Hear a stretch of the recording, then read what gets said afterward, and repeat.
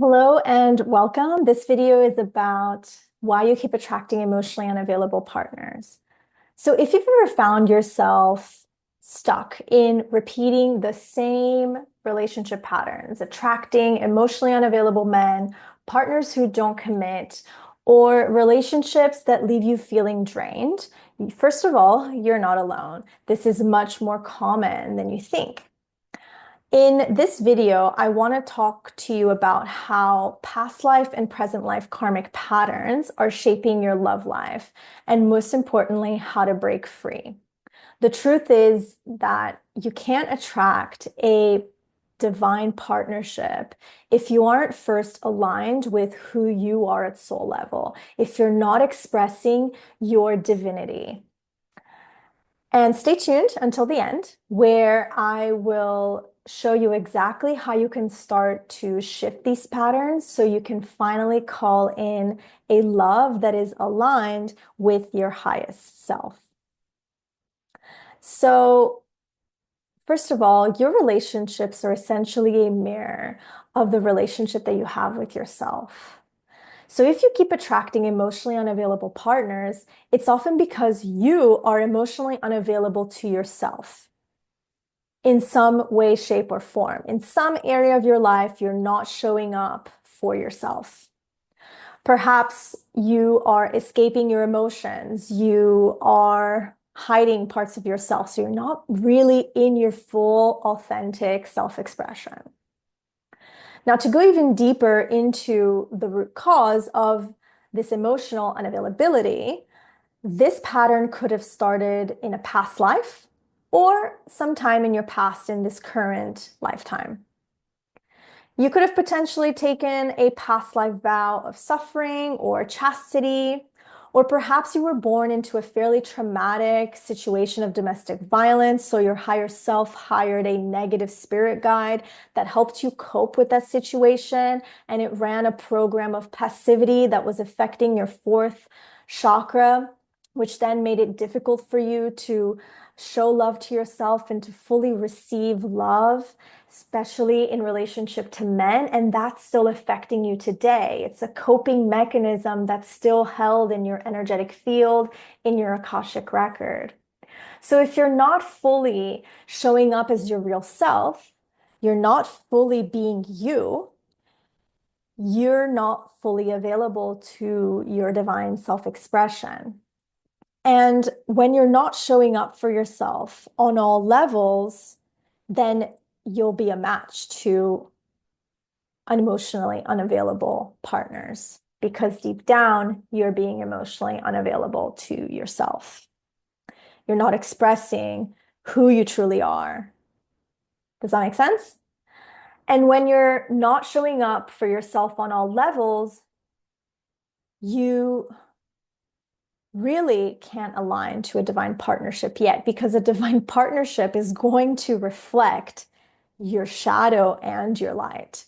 So you really have to be prepared to be shown the full spectrum of who you are in order to stay with that partner.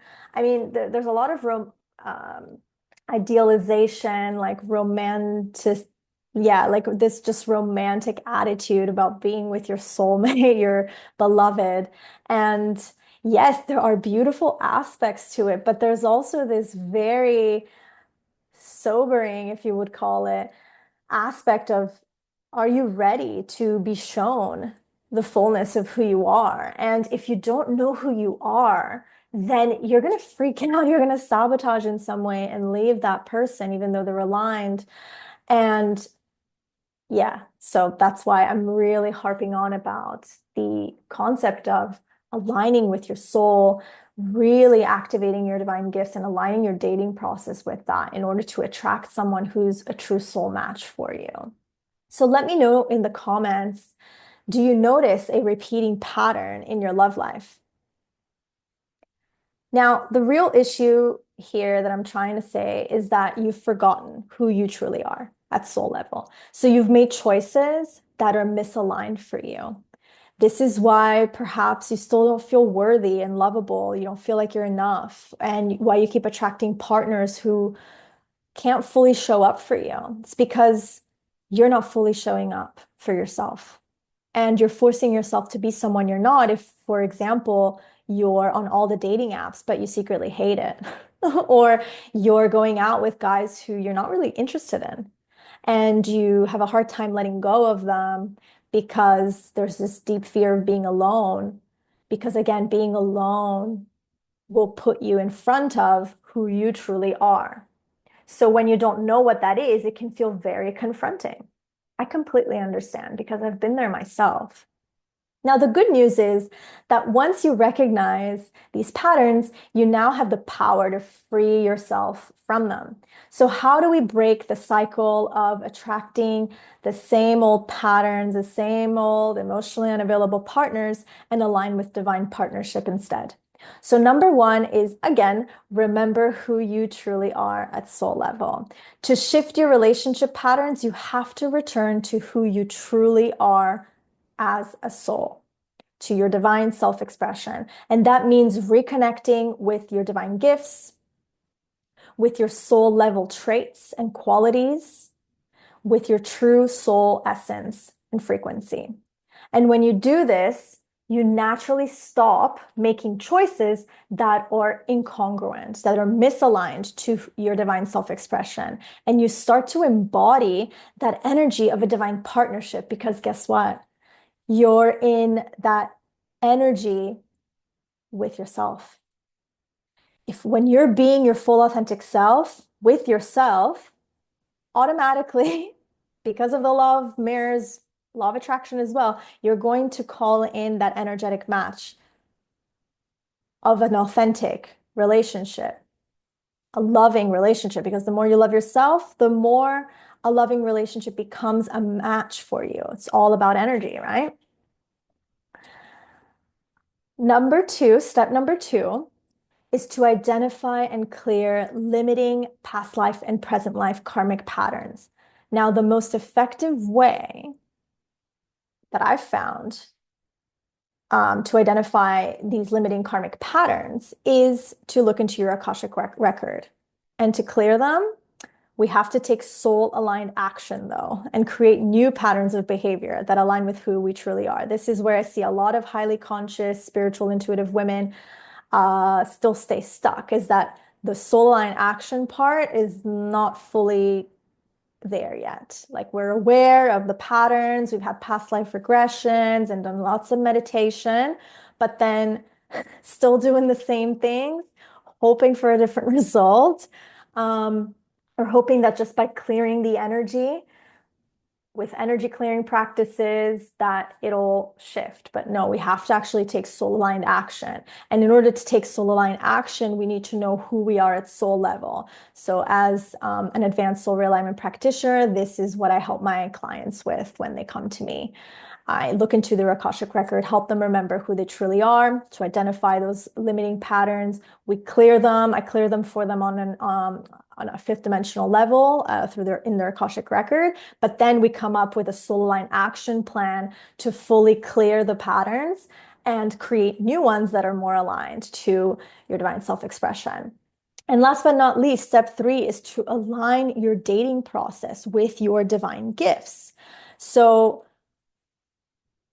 it's really important to first know yourself, right? I mean, it's the essence of this lifetime. It's to remember who we are and to express that in all areas of our lives. So it makes sense that in your dating process to take those soul aligned action steps that really reflect the essence of who you are. So no more forcing yourself to be on dating apps if you absolutely hate it, or to do anything really that constricts your divine self-expression.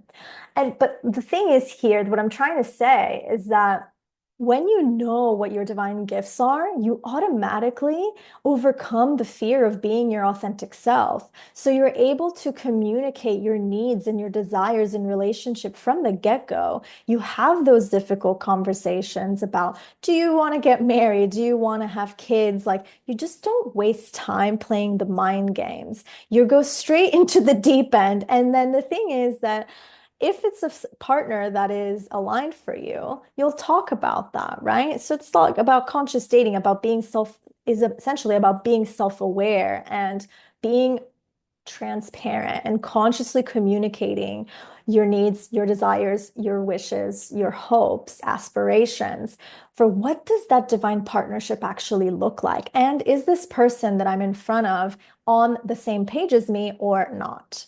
Now, remember, your love life isn't about luck or anything like that. It's just simply about alignment. So when you realign with your soul, and you clear those hidden love blocks that perhaps stem in a past life or in this present life, you stop attracting the lessons and all of that negative karma, and you start to attract the love that's meant for you. So thanks so much for watching today's video. This is Gaia from Earthless Guidance. And if you like today's video, I invite you to subscribe and to stay tuned for the next one. See you next time.